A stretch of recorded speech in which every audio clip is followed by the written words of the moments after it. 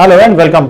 मैं हूं गौरव त्रिपाठी और हम यूजीसी नेट जीआरएफ की सीरीज में आज एक और क्वेरी पे ही चर्चा करेंगे। ये सभी क्वेरीज आपकी हैं और हम इसी संबंध में आपको वीडियो क्लासेस प्रोवाइड करके आपकी क्वेरीज को दूर कर रहे हैं। और इसी सीरीज में आज हम बात करेंगे आपके एक बहुत बर्निंग क्वेश्चन पे, जो आप जब भी एडमिशन लेते हैं किसी क्लास में तो पहला क्वेश्चन होता है कितना टाइम लगेगा।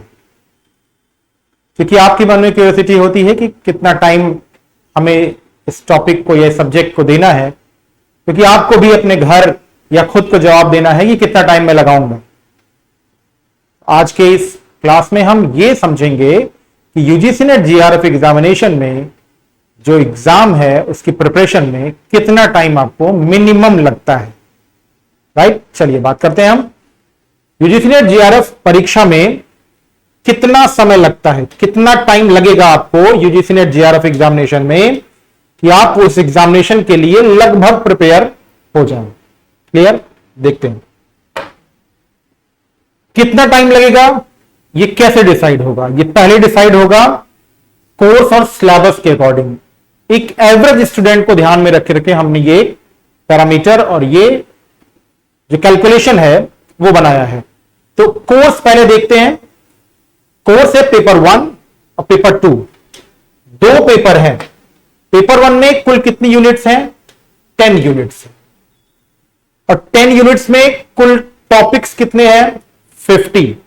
तो और प्रैक्टिस, क्योंकि इसमें पेपर 1 में कुछ मैथमेटिकल और रीजनिंग वाले सेक्शन में भी हैं, तो आपको प्रैक्टिस भी करनी पड़ेगी। तो टोटल 50 टॉपिक्स हो गए पेपर 1 के।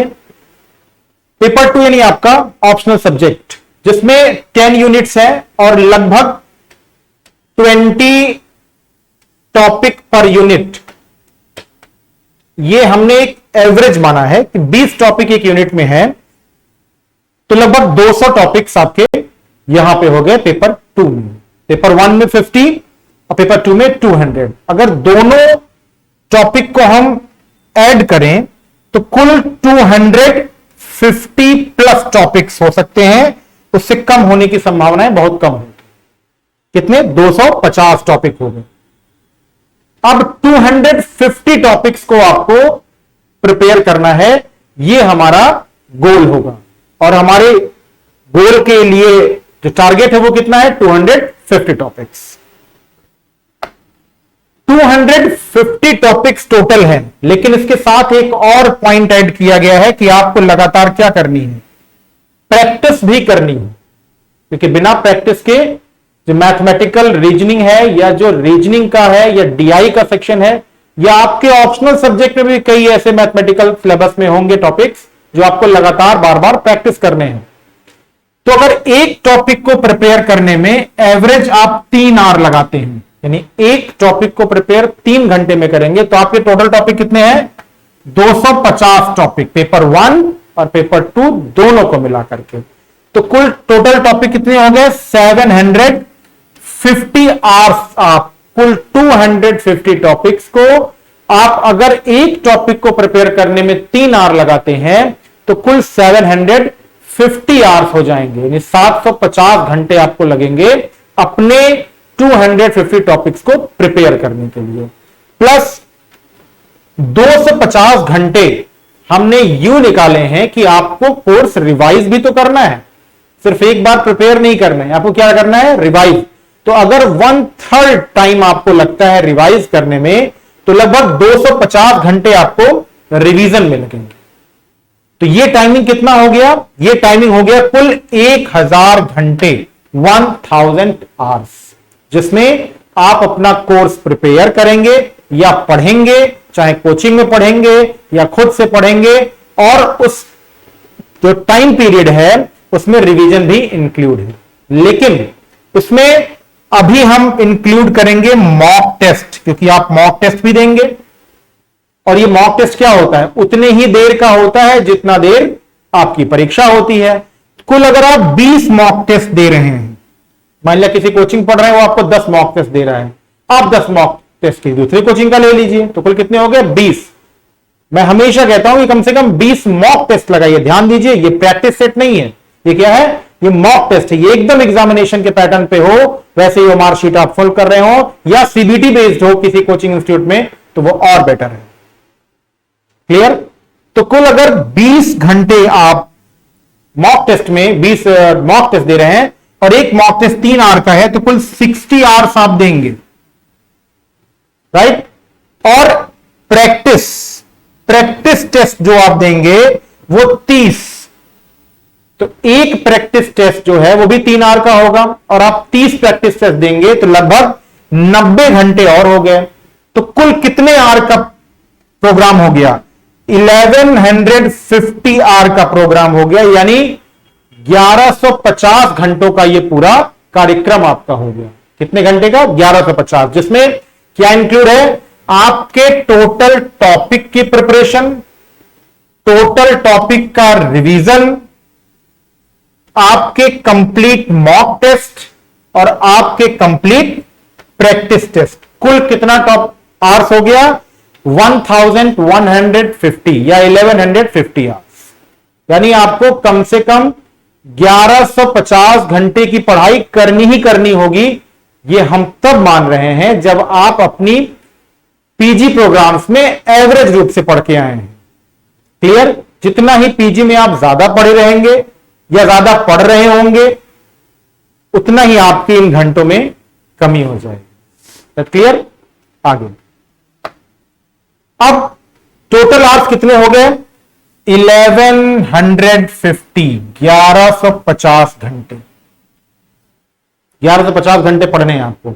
अब अगर आप 6 घंटा डेली पढ़ते हैं, कितना पढ़ते हैं? 6 घंटा डेली पढ़ते हैं, तो लगभग ये जर्नी आपकी 191 दिन, 191 डेज, जिसे हम लगभग 6.5 मंथ मान के चल रहे हैं, 6.5 महीना। तो 6.5 मंथ तो आपको कॉन्टिन्यूअस पढ़ना है, बिना किसी रुके पढ़ेंगे। अगर एक भी दिन गैप नहीं करेंगे तो आपको कम से कम 6.5 मंथ लगेगा। ये मैं उस सब्जेक्ट के टॉपिक्स की बात इसमें मैं जोड़ दूं कि ये वो टॉपिक्स हैं या वो सब्जेक्ट हैं जो ह्यूमैनिटीज के हैं, जिनमें जो कोर्स है थोड़ा सा लेंदी है। कुछ ऐसे भी सब्जेक्ट हो सकते हैं जिनमें जो टॉपिक है वो कम है, तो वहां पे कुछ घंटे या 20-25 दिन, 1 महीना कम हो जाएगा, राइट?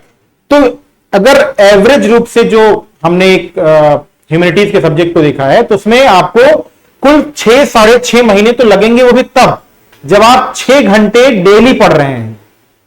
लेकिन इसमें हमने कुछ रिलैक्सेशन भी ऐड किया है। जैसे हम ये मान रहे हैं कि आप लगभग 2 महीने या 60 डेज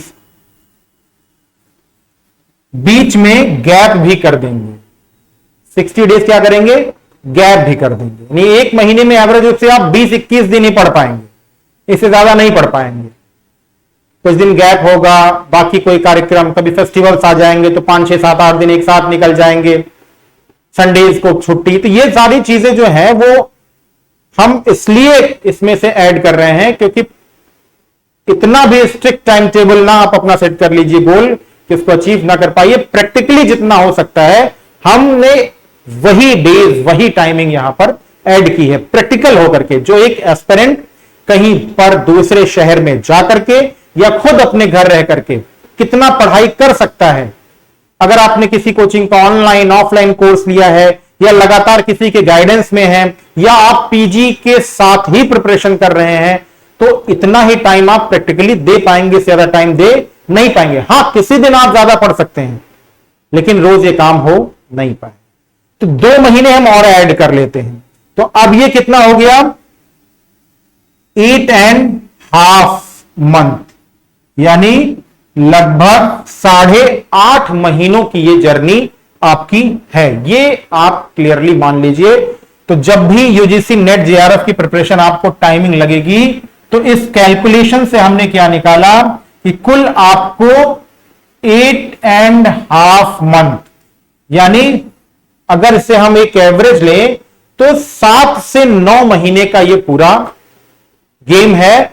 और वो तब इस प्रिपरेशन के गेम में आपको 7 से 9 महीने तब लगेंगे। 7 महीने तब लगेंगे जब आपने पीजी बहुत अच्छी पढ़ाई कर रहे हैं या पीजी अच्छी पढ़ाई की हुई है, या आप किसी कोचिंग इंस्टीट्यूट के गाइडेंस में हैं और पहले से अच्छा पढ़े हुए हैं, वरना एवरेज और बिलो एवरेज स्टूडेंट को इससे कम टाइम नहीं लगने वाला है, वो भले ही किसी कोचिंग इंस्टीट्यूट में पढ़ाई कर रहा हो। तो इस तरीके से हमने देखा कि आपको कितना प्रिपरेशन टाइम आपकी यूजीसी नेट जीआरएफ एग्जामिनेशन में मिनिमम लगेगा पहले बेस्ट अटेम्प्ट को देते हुए। यह भी ध्यान रखिए, पहला बेस्ट अटेम्प्ट। कभी कभी क्या होता है कि प्रिपेयर हमने बहुत अच्छा किया है, बीच में तबीयत खराब हो गई या एग्जामिनेशन के दौरान कुछ ऐसी समस्याएं आ गई कि हम पूरा फोकस नहीं कर पाए, तो ये सब इसमें से एक्सक्लूड है, निकाला गया है, परिस्थितियों को इसमें शामिल नहीं किया गया है। परिस्थितियां इस सफर को और लंबा भी कर सकती हैं। तो ये कैलकुलेशन है, बहुत ध्यान से आप देखेंगे तो आपको प्रैक्टिकली ये बात सही दिखाई पड़ेगी, क्योंकि हमने अपने टीचिंग अनुभवों और यहां लगातार आ रहे रिजल्टों को ध्यान में, जो रिजल्ट्स आए हैं एस्पिरेंट्स के, चाहे वो नेट के हों या जेआरएफ के हों, और वो प्रिपरेशन कब करने आए थे, कब से कर रहे हैं, तो उन सब का एक एवरेज हमने निकाला है। और उस एवरेज में ये डिसाइड हुआ कि ह्यूमैनिटीज के सब्जेक्ट में आपको लगभग 7 से 9 महीने या 10 महीने का समय लगेगा, और अगर आपने बीच में थोड़ी सी लापरवाही की तो ये 1 साल का भी कार्यक्रम बन सकता है। इसीलिए पिछले वीडियो में हमने कहा था कि आप प्रिपरेशन अगर पीजी के साथ कर रहे हैं तो आपको ज्यादा कंफर्टेबल और ज्यादा एप्रोप्रिएट प्रिपरेशन का टाइम मिलता है। आज के इस क्लास में हमने टाइमिंग के लेकर भी चर्चा की। ये सभी क्वेश्चंस आपके हैं और आपके क्वेश्चंस को हम वीडियो फॉर्म में बता रहे हैं या आपकी क्वेरीज को आंसर कर रहे हैं। तो इस क्लास में इतना ही, नेक्स्ट क्लास में फिर मिलेंगे। Goodbye and good luck.